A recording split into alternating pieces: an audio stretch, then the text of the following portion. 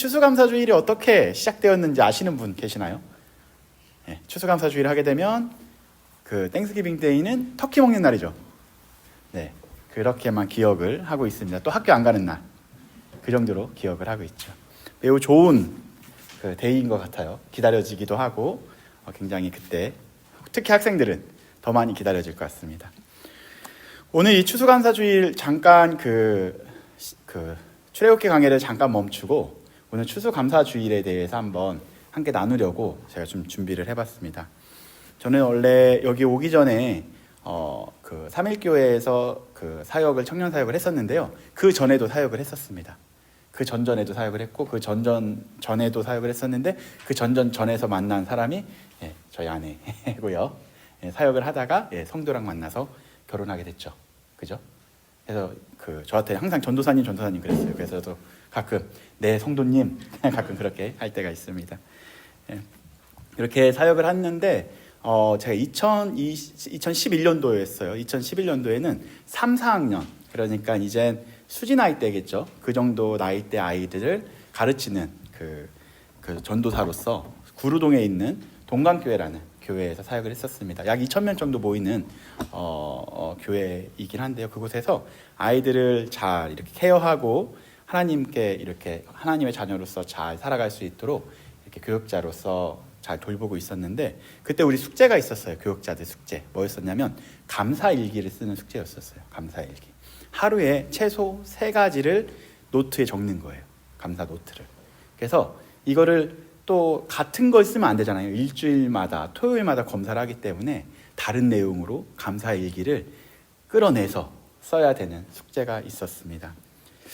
억지로 사실 그 숙제를 했어요.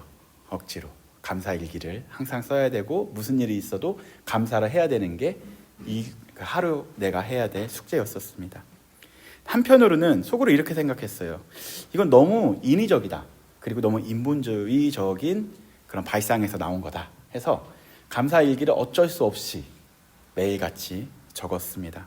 왜냐하면 감사일기를 제출해야 하기 때문에 억지로 영끌해서 감사를 영끌한다라는 거 혹시 느껴보셨나요? 감사할 내용이 없는데 진짜 다 끌어내서 감사를 해야 되는 그러한 일기를 쓰고 숙제를 했었던 거죠. 이렇게 매주 감사 일기를 써야 하기 때문에 이게 좀 쉽지는 않았습니다. 여러분들 연애할 때 연애가 아니더라도 T인지 F인지 구별할 수 있는 질문이 있다고 하죠. 너무나 잘하는 질문이에요. 예를 들어서 자녀가 와서 아빠 나 오늘 슬퍼서 빵 사왔어. 그러면 어떻게 대답을 혹시 하시나요?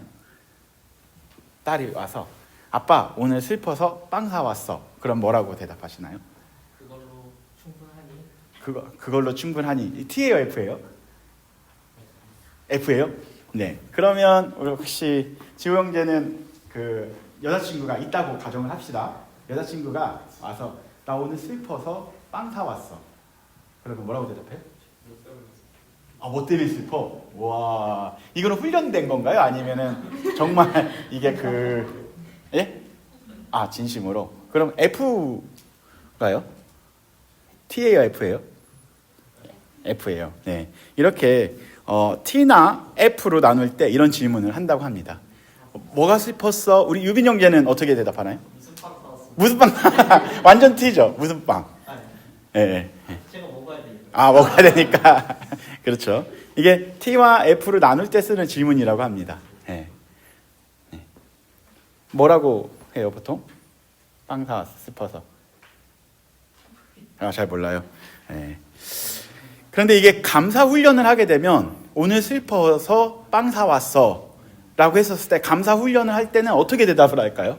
뭐 T인지 F인지 구별할 수 있는 게 아니고 빵을 살 수 있는 물질을 주셔서 감사합니다로 적어야 되고 슬픈 일이 있지만 그 문제에 집착하지 않게 하심에 감사합니다.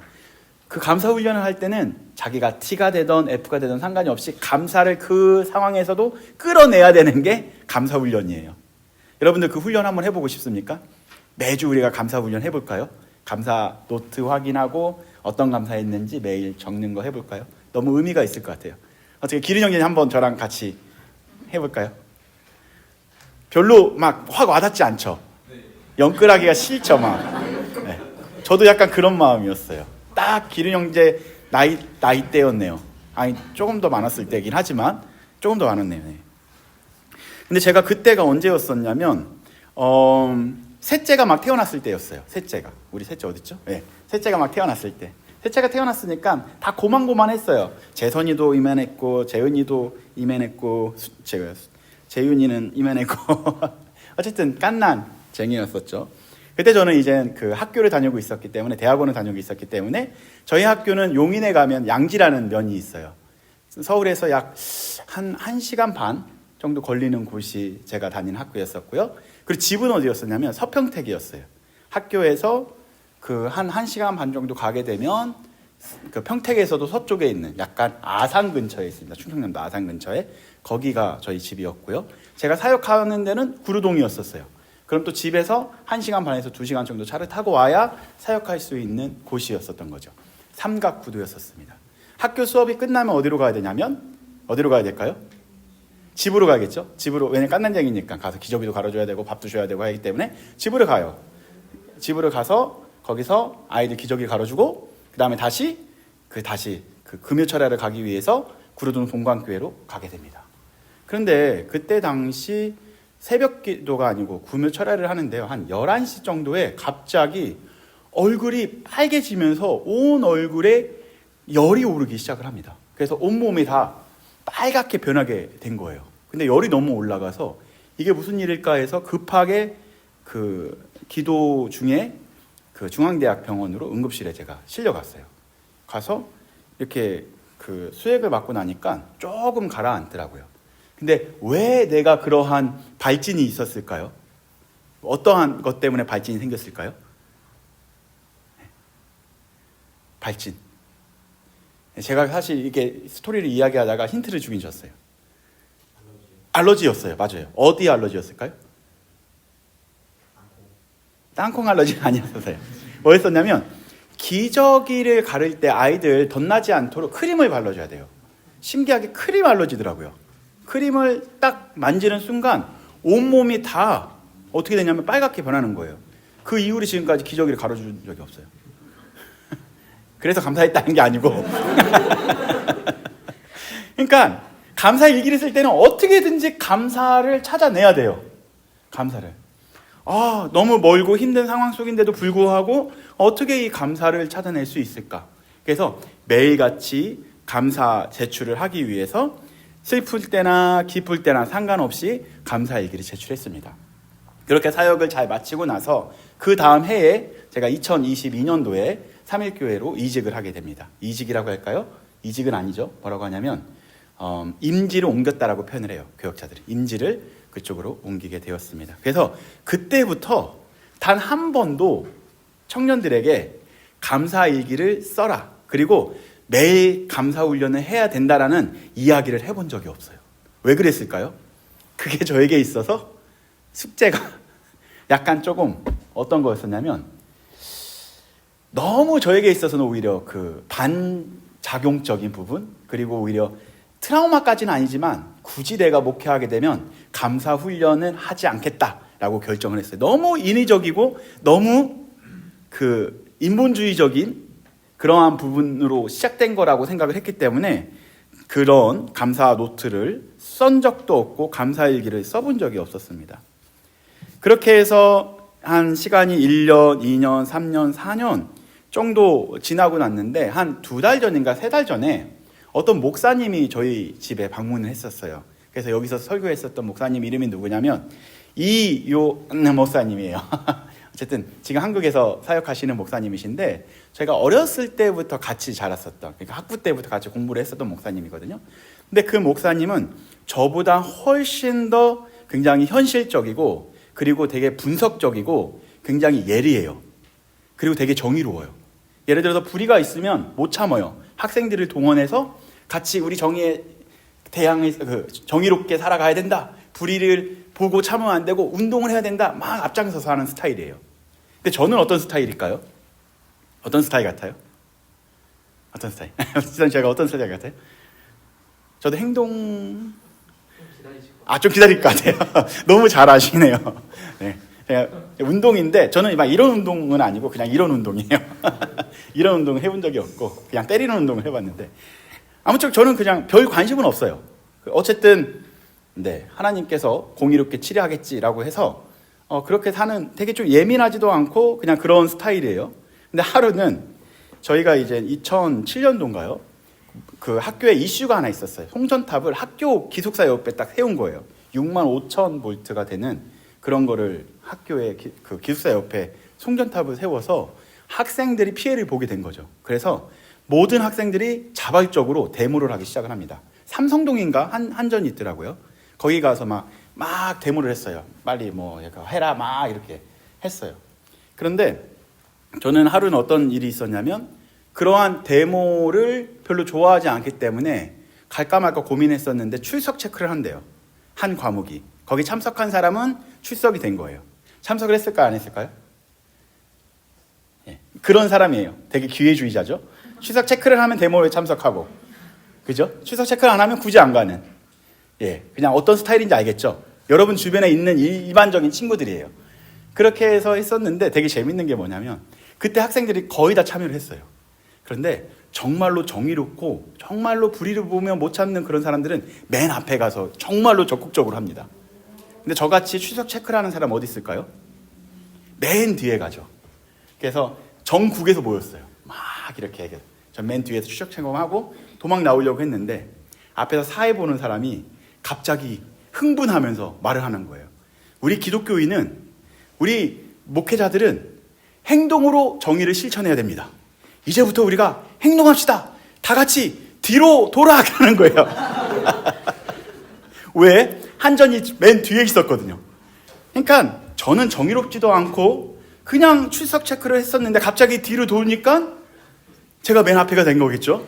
그래서 뭘 하나 주는 거예요. 이게 뭐예요? 피켓 같은 거겠죠. 이걸 맨 앞에니까 들고서 전진하는 거예요. 그런데 전진하고 있는데 갑자기 사진으로 막 찍는 거죠. 그 다음날 갔는데 제가 영웅이 됐더라고요. 학보사에 우리 그 신문이 다 전국으로 퍼지거든요. 제 얼굴이 크게 나온 거예요. 정의로운 이용이 전도사. 저 원래 그렇게 정의롭지도 않고 그냥 무난하고 그냥 그런 스타일의 사람이거든요. 그런데 그분은, 그 형 목사님은 굉장히 정의롭고 분석적이고 굉장히 합리적이고 이성적이에요. 그래서 불의를 보면 못 참는. 그래서 이런 감사의 일기를 교회에서 프로그램을 하는 것을 굉장히 싫어하는 스타일이었어요. 저보단 더. 그런데 갑자기 10년 만에 만났는데 저한테 뭐라고 얘기하냐면요. 첫날도 그러고 둘째 날도 그렇고 셋째 날도 그러고 계속 했었던 말이요. 감사가 뭐다? 키다라는 거예요. 지금부터 숙제를 내주고 가겠대요. 15년 만에 숙제를 다시 하기 시작하는 거예요. 어떤 숙제를 내줬냐면 오늘부터 감사 얘기를 써라. 오늘부터 감사의 내용을 매일같이 적어봐라라고 이야기하는 거예요. 아니, 저는 뭐가 있다고요? 감사 노트에 대한 자그마한 트라우마가 있는 사람인데 15년 만에 다시 감사 노트를 꺼냅니다. 그렇다고 막 적진 않았어요. 그래도 그때부터 내가 오늘 또 감사해야 되는 것을 찾기 시작을 하는 거예요. 영끌했던 거예요.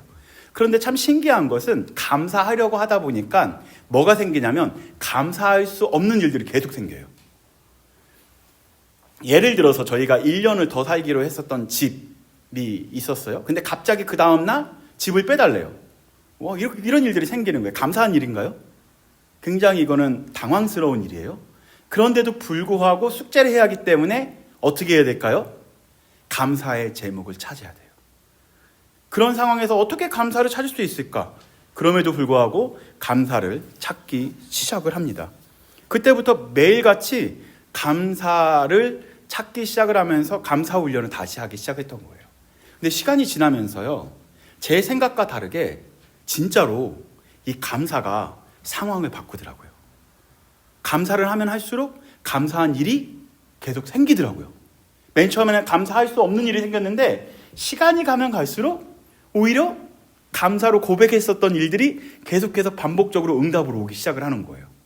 되게 이게 신비롭죠? 신기하죠? 이런 걸 되게 싫어했었던 사람인데 그런 신비를 경험하니까 하나님께서 우리의 입술을 통하여 우리의 마음을 통해서 감사를 계속 고백하다 보면 감사의 상황으로 이끌어 가시는구나를 경험하게 된 거예요.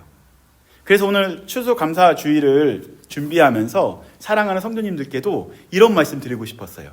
이성적으로 볼 때는 감사한 일이 없다고 하더라도 여러분들 입으로 감사를 한번 해보십시오.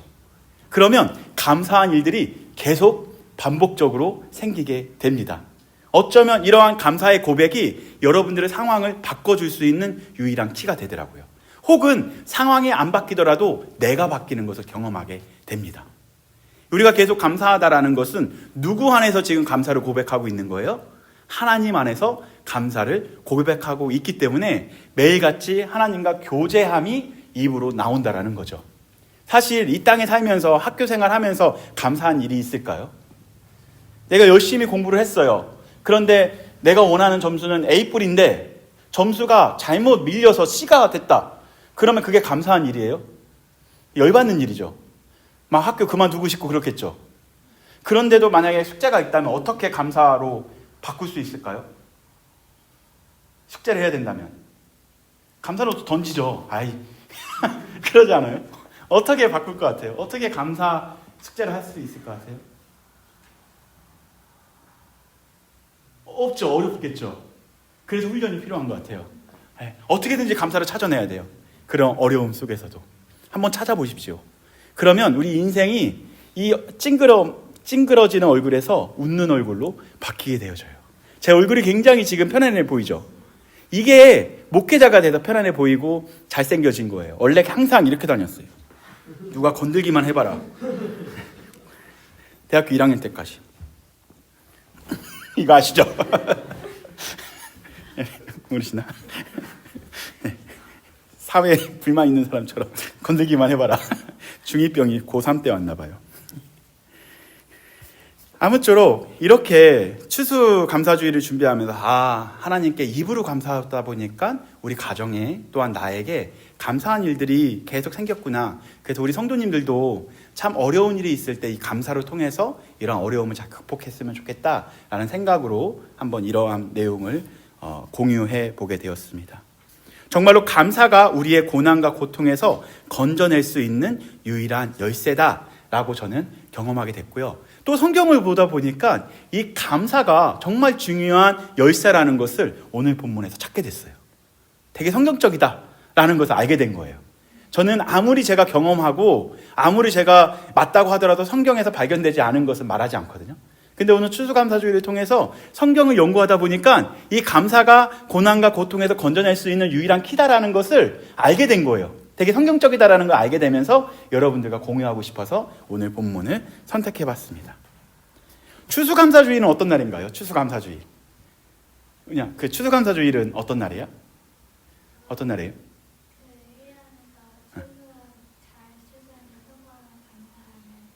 너무 완벽하게 박수로 한번 100점짜리 답입니다. 제가 저거는 그대로 얘기했어요. 추수감사주의를 하나님께서 한 해 동안 공급하신 거에 대한 감사하는 거다. 정확하게 대답을 하셨습니다. 100점짜리입니다. 근데 이게 언제부터 시작이 됐냐면 1620년도예요. 1620년도에 그 순례자들, 필그림의 사람들이, 청교도들이 이렇게 어디로 왔냐면 지금의 메세추세츠 그 지역에 도착을 했어요. 근데 한겨울이었기 때문에 그 청교도들이 그쪽에 도착하자마자 약 50%의 순례자들이 다 죽었어요. 왜 그랬을까요? 춥고 배고파서. 그런데 그 남은 50%의 사람들이 그 살아있는 사람들을 누가 돌봐줬냐면 그곳에 살고 있었던 플리마우스라는 그곳에 살고 있었던 사람들이 이렇게 터키라든지 음식을 제공하면서 그들이 그 안에서 따뜻함을 경험하게 됩니다. 그리고 그때 1620년도에 그 어려움을 경험했지만 1621년도 몇 월이냐면 3일이 아니고 가을에 수확을 하게 된 거예요. 그 수확을 어떻게 한 거냐면 하나님께 감사합니다라고 고백했었던 때부터 시작된 것이 추수감사주일이에요. 그래서 청교도들이 그래서 터키도 먹게 됐고 하나님께 감사드렸었던 시작점이 1621년도다라고 보시면 됩니다. 그런데 1623년도에 어떤 일이 있었냐면 심한 가뭄을 경험하게 됩니다. 그 사람들이. 그래서 그들은 어떻게 했을까요? 어떻게 했을까요? 그 고난 속에 어떻게 했죠? 감사로 또한 기도로 가뭄을 이겼어요. 기도하다 보니까 1623년도에 비가 내린 거예요. 그래서 다시 그들이 살 수 있는 희망이 생긴 거죠. 역시 우리 하나님 최고예요! 감사하면서 시작된 것이 뭐라고요? Thanksgiving Day인 거죠. 할렐루야. 그럼 Thanksgiving Day는 누구에게 포커스가 되는 걸까요? 하나님께 포커스가 돼야 되는 거예요. 할렐루야. 그래서 Thanksgiving Day는 하나님께서 우리를 돌보셨다, 우리를 보호하셨다의 고백이 되는 것이 Thanksgiving Day입니다. 그렇다면 청교도들은 뭐에 근거해서 신앙을 지켰었던 사람들인 거죠? 성경에 근거해서 신앙을 지켜온 사람들입니다. 그렇다면 그들은 무엇을 통해서 땡스기빙 데이를 만들었을까요? 성경을 통해서 땡스기빙 데이를 만들었겠죠. 그러면 성경에서도 땡스기빙 데이가 나와야 되잖아요. 어디에서부터 왔을까요? 서진 형제님. 땡스기빙 데이의 출처가 어떤 거 있을까요? 힌트는 오늘 본문이겠죠? 맞아요. 예, 신명기. 와, 박수 한번 쳐줍시다. 역시. 할렐루야. 예, 그래서 그 유대인들은 세 절기를 지켜요. 첫 번째 절기는 뭐냐면 유월절. 유월절은 어떤 절이죠? 유월절은 유월절은 뭐냐면 그 10가지 재앙에서 장자의 죽음에서 이렇게 넘어간, 그렇죠? 패스오버가 유월절이에요. 그래서 예수님께서 십자가에서 돌아가시고 우리를 구원하신 날을 유월절이라고 보통 이야기해요. 첫 번째 명절이에요. 두 번째가 바로 뭐냐면 따라해볼까요? 초실절. 초실절은 언제로 바뀌냐면 77절로 바뀌어요. 그러니까 그 유월절이 끝나고 나서 7에 49가 되죠. 그래서 77절이에요. 49, 그 다음 날 뭐가 되냐면 50일째에 하나님 앞에 첫 수확을 드리는 게 초실절이에요. 그게 신약에서는 오순절로 와요. 네. 그래서 첫 열매, 하나님께서 우리에게 오셔서 우리를 구원하셨고, 그리고 첫 열매로 하나님 앞에 드려진 거에 대한 감사로서 드려지는 것이 예수 그리스도의 십자가의 죽으심을 기념하는 것이 뭐다? 초실절인 거예요. 그 다음에 세 번째 절기는 뭐냐면 따라해볼까요? 초막절. 초막절도 뭐냐면요, 가을에 추수를 하고 나서 하나님 앞에 영광 돌리는 것이 초막절이에요. 그래서 추수감사주일은 따라해볼까요? 초실절과 초막절을 합친 것이 추수감사주일이다. 아멘. 거기서 빠지면 안 되는 게 유월절까지 사실 포함을 시켜야 돼요. 유월절, 초실절, 초막절, 이 모든 것을 합친 것이 뭐라? 추수감사주일이다. 하나님께서 우리를 구원하셨어요. 무엇으로? 예수 그리스도의 핏값으로 우리를 구원하신 거죠. 그거에 대한 감사로서 하나님 앞에 올려드리는 거. 그리고 우리가 죽을 수밖에 없는 상황 속에서도 초실절을 통해서 수확을 하게 하셨고, 또한 우리가 먹고 살 수 있도록 생명을 연장시켜 주셨습니다. 그러한 초실절에 대한 감사로 하나님 앞에 올려드리는 거고요. 그 다음에 예수 그리스도께서 다시 오신다라고 약속하셨죠. 그죠? 그래서 그 하나님께 감사해 드리는 것이 초막절인 거죠. 오늘 본문은 바로 뭐냐면요, 이스라엘 백성들이 200만 명, 몇만 명? 200만 명이 어디에서 지금 출애굽한 거예요? 저번 주에 보니까 애굽에서 출애굽을 했어요. 그리고 40년 동안 광야를 막 뺑뺑뺑뺑 돌았어요. 광야. 돌 때마다 그들이 했었던 것이 뭐냐면요, 두 가지였어요. 따라해볼까요? 불만, 불평. 하나님 앞에 계속 반역하고 불만과 불평을 계속해서 합니다. 불만과 불평의 광야에서의 맨 마지막에 아웃풋, 결과값이 뭐였을까요? 따라해볼까요? 사망과 죽음이었어요. 똑같은 말이지만 심판과 죽음이었어요. 그런데 오늘 본문은 바로 뭐냐면요, 모세가 그 모압 평지라는 곳에 도착을 해서 40년의 광야를 마감을 하고 이제 가나안 땅에 들어가기 바로 전에 유언과 같이 바로 그 이스라엘 백성들에게 말하고 있는 거예요. 뭘까요? 너희들은 하나님 앞에 감사해라.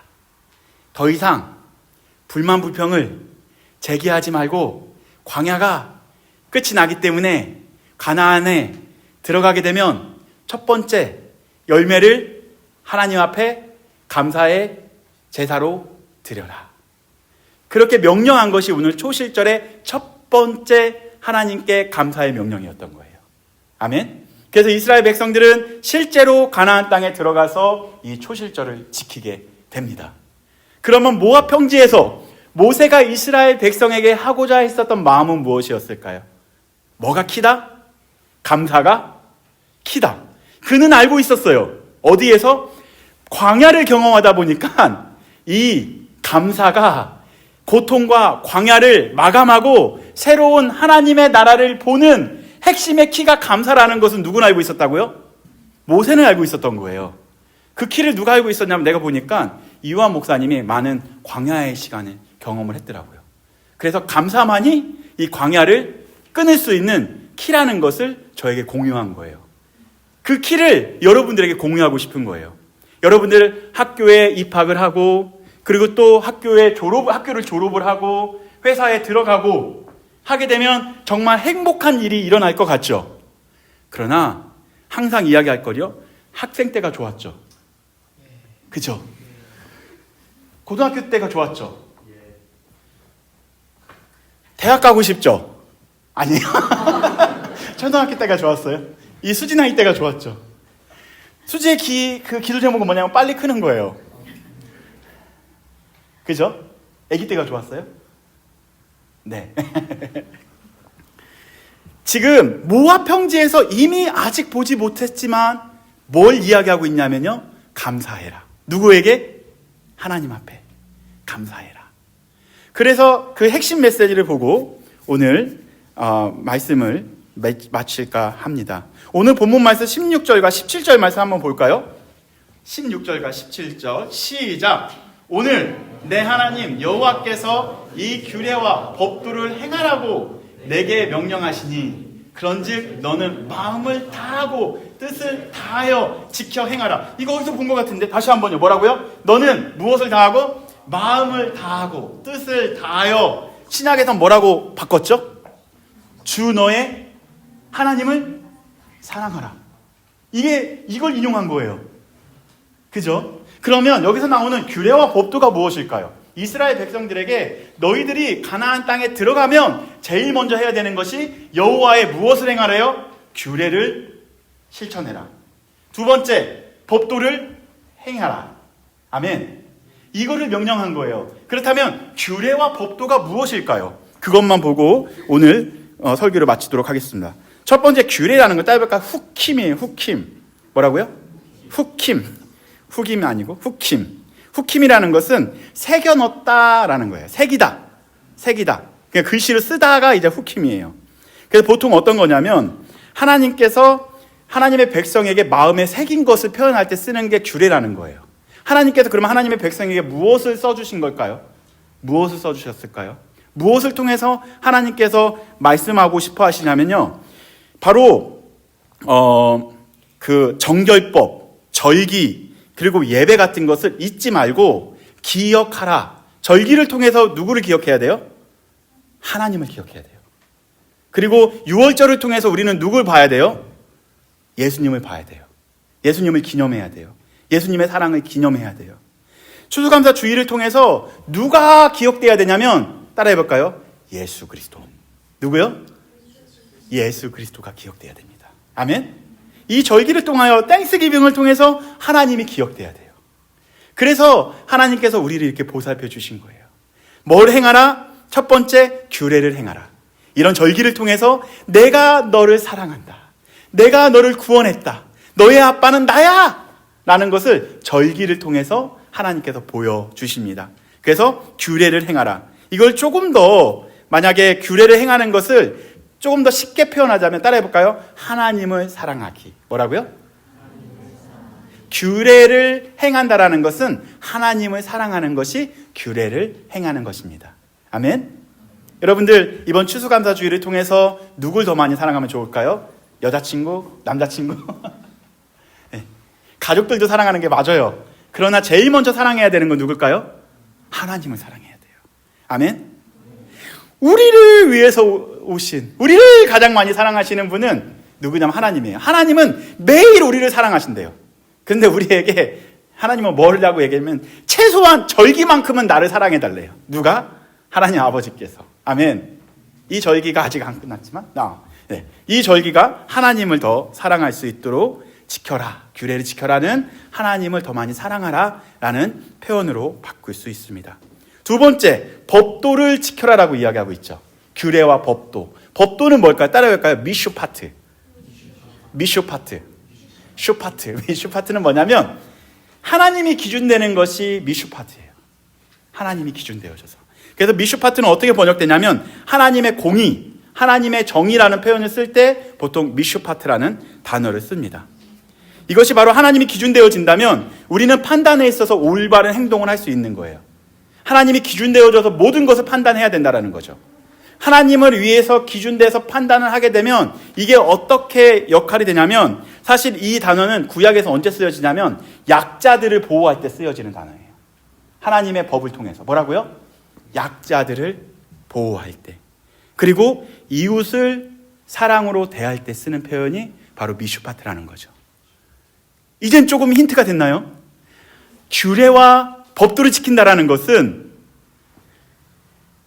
결과적으로 우리가 마음을 다하고 뜻을 다하고 힘을 다하여 어떻게 하는 거예요? 첫 번째, 하나님을 사랑하는 거. 두 번째, 이웃을 사랑하는 거. 아멘? 이것이 바로 하나님께서 명절을 통하여 또한 규례와 법도를 통해서 우리에게 명령하신 거죠.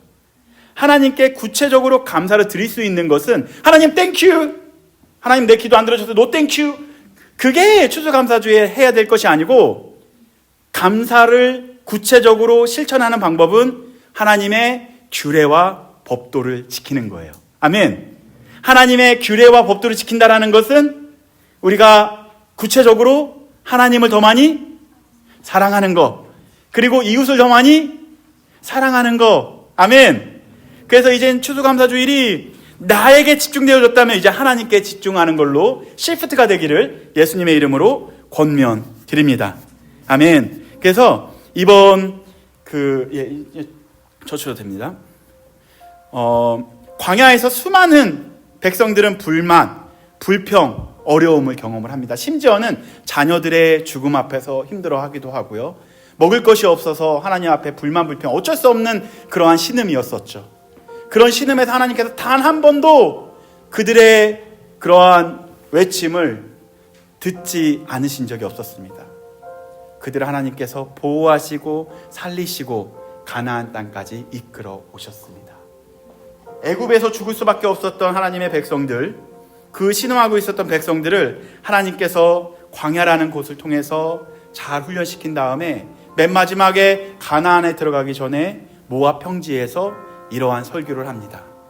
우리의 초점이 내가 아니라 하나님을 바뀌어야 된다. 그리고 하나님 중심으로 살아가야 된다. 그리고 하나님께 감사해야 된다 라는 것을 맨 마지막에 유언처럼 모세는 백성들에게 설교를 하고 있습니다. 어쩌면 이 장소가 모압 평지입니다. 여러분들은 가나안과 광야 사이에 교회라는 곳에서 어려움과 고통과 사망과 아픔을 경험하기도 하고요. 또 이 모압 평지 안에서 우리가 들어가야 될 그곳의 소망과 생명과 하나님의 마음을 보기도 합니다. 어디에서요? 모압 평지에서. 우리가 이 안에서만 있으면 고통과 아픔 때문에 더 이상 아무것도 그 절망 가운데서 헤어나올 수 없겠죠. 그러나 모압 평지 안에서 무엇을 바라보고 있어요? 하나님의 나라를 바라볼 수 있다라는 거죠. 소망이 있다라는 거예요. 고통이 결과값이 아니고 여러분들에게는 감사를 통해서 하나님의 나라가 결과값이 된다라는 거예요. 여전히 나는 상황은 힘들고 아프고 해답이 없는 것 같고 정답이 없는 것 같지만 모압 평지에서 무엇을 보냐면 아직 가보지 않은 하나님 나라를 보게 됩니다. 아멘. 여러분들은 이미 광야를 살고 있지만 여러분들은 광야에서 하나님의 나라의 백성으로 가나안 땅에 들어갈 하나님의 백성으로 살고 있다는 거죠. 지금 여러분은 모압 평지에서 서 있어요. 하나님의 말씀을 듣고 있습니다. 어디를 가기 위하여? 가나안으로 들어가기 위하여. 아직 가보지 못한 그 하나님의 나라를 모압 평지에서 이미 경험하고 있다는 거죠. 감사라는 건 그런 거예요. 내가 감사할 제목이 있어서 하나님 땡큐가 아니고 하나님의 자녀이기 때문에 하나님 땡큐가 나올 수 있다는 거죠. 아멘. 그래서 날마다 여러분들의 영끌에서 하나님의 그 감사를 한번 찾아보십시오. 그래서 날마다 하나님 감사합니다. 나 힘든 가운데서도 나를 이끌어 주시고 잊지 않으시고 나를 돌보시는 하나님, 이러한 감사가 날마다 있게 하여 주시옵소서. 그러한 추수감사주일이 되기를 예수님의 이름으로 권면드립니다. 우리가 그래서 오늘은 특별히 그 유월절을 맞이하기 전에 제자들과 마지막 그 예수님의 마음을 나눴었던 곳이 그 마가의 다락방에서 이제 저쪽 그 성찬을 하게 됩니다. 그래서 떡을 떼어주면서 예수님께 뭐라고 말씀하시냐면요, 그 나를 기념하라라고 말씀하세요. 그래서 그러한 마음으로 우리가 교단마다 다를 수는 있지만 매주 성찬식을 하는 데도 있고요. 장로교회 같은 경우는 1년에 2번 정도 혹은 4번 정도 성찬식을 합니다. 오늘 추수감사주일에 따로 성찬식을 준비한 이유는 나를 구원하신 예수 그리스도를 조금 더 깊이 경험하면 좋겠다라는 생각이 들어서 성찬식을 준비했습니다. 그래서 오피셜하게는 세례 받고 입교하신 분들만 성찬에 참여할 수 있지만 장로교회에서는 마음으로 주님은 나를 위해서 십자가에 돌아가시고 나를 구원하셨습니다라고 마음으로 고백할 수 있는 모든 신앙의 사람들은 성찬에 참여할 수 있습니다. 어린아이도 또한 어른까지 이르러서 그러한 성찬에 참여할 수 있고요. 그러나 마음적으로 나는 여전히 하나님을 모시기가 어렵다라는 마음이 있고 회개할 것이 많이 있으면 성찬에 참여하지 않으셔도 됩니다. 그러나 이 사례를 통하여 하나님과 나와 관계의 힘을 확인하는 시간이기 때문에 이게 예수 그리스도가 나의 구원자이심을 고백하시는 분은 다 참여하기를 권면드립니다. 혹시 이것 좀 옮겨주시면.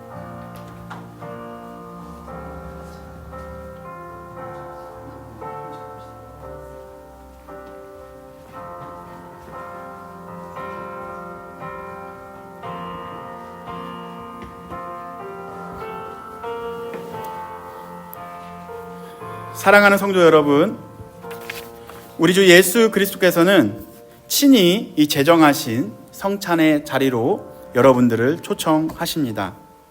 성찬이라는 것은요, 단순한 상징이 아닙니다.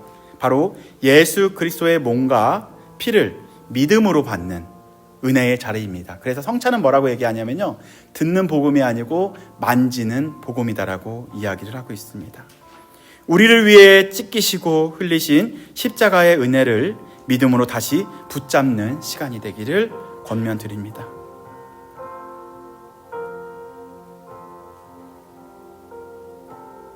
주님은 지금도 자신의 죄를 슬퍼하며 오직 예수 그리스도의 은혜를 의지하는 자를, 모든 자를 자기의 식탁으로 부르시고 계십니다.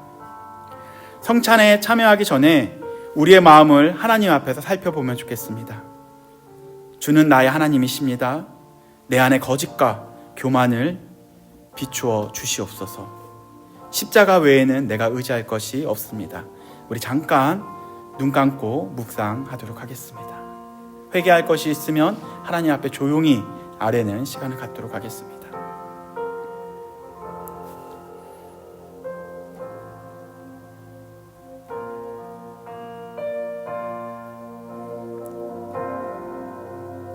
주 예수께서 잡히시던 밤에 떡을 가지사 감사하시고 떼어 이르시되 이것은 너희를 위하는 내 몸이니 이것을 행하여 나를 기념하라. 식후에 또한 잔을 가지시고 이르시되 이 잔은 내 피로 세운 새 언약이니 마실 때마다 나를 기념하라. 너희가 이 떡을 먹으며 이 잔을 마실 때마다 주의 죽으심으로 그가 오실 때까지 전하는 것이니라. 기도하겠습니다. 사랑이 많으신 하나님 아버지, 지금 이 떡과 잔 위에 주의 성령을 부어 주시옵소서. 믿음으로 받는 모든 주의 자녀들에게 그리스도의 생명과 은혜를 경험하게 하시옵소서. 우리를 새 언약의 백성으로 부르신 주님을 찬양합니다. 이 성찬을 통해 우리를 새롭게 하시고 그리스도의 사랑을 더욱더 깊이 아는 우리 모두가 되게 하여 주시옵소서. 예수님의 이름으로 기도 올려 드립니다. 아멘. 분병하도록 하겠습니다. 그리스도의 몸입니다. 이 떡은 그리스도의 몸입니다. 우리의 구원을 위해 찢기셨습니다. 여러분들은 이렇게 한 분씩 나오셔서 이 떡을 가져가시면 되겠습니다. 분병하도록 하겠습니다. 앞으로 이렇게 나오셔서 한 분씩 떡을 가져가시면 되겠습니다. 앞자리에서부터 천천히 나오셔서 이렇게 돌아서 가시면 되겠습니다.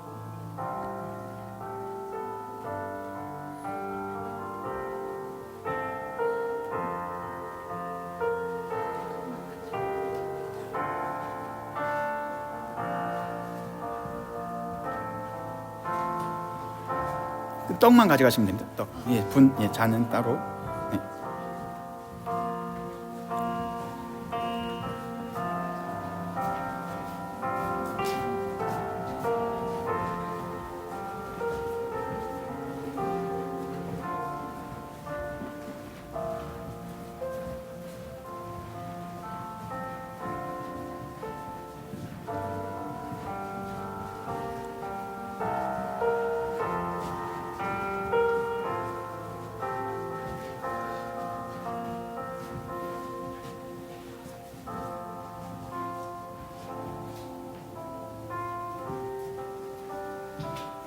함께 떡을 나누도록 하겠습니다. 그리스도의 십자가의 사랑을 생각하며 다 같이 떡을 나누겠습니다.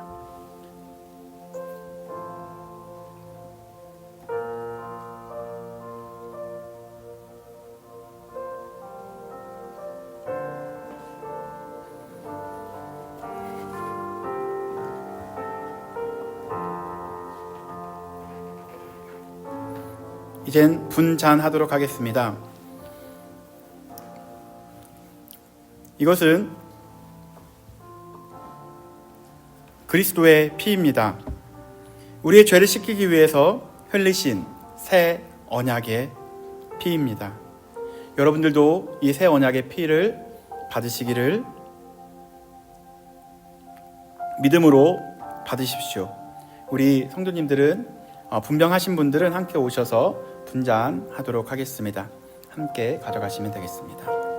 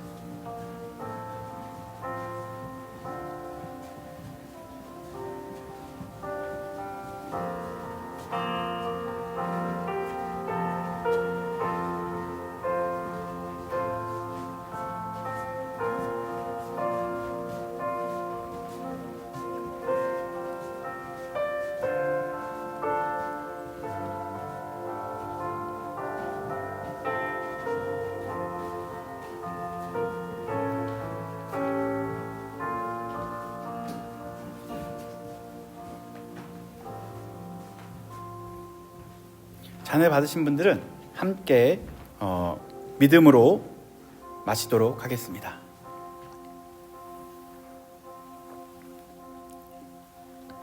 잠깐 기도하도록 하겠습니다.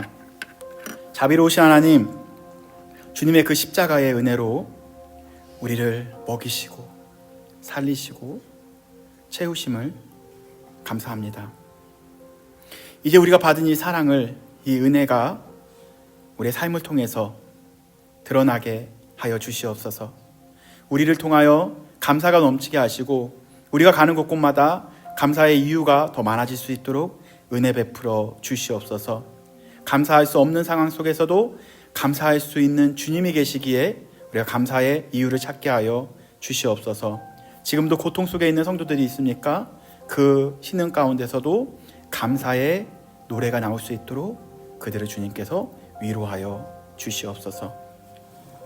성찬의 은혜를 받는 여러분, 하나님을 사랑하고 이웃을 사랑함으로써 오늘 예배를 삶으로 이어가기를 마지막으로 소망합니다. 주님께서는 여러분들과 함께 하십니다.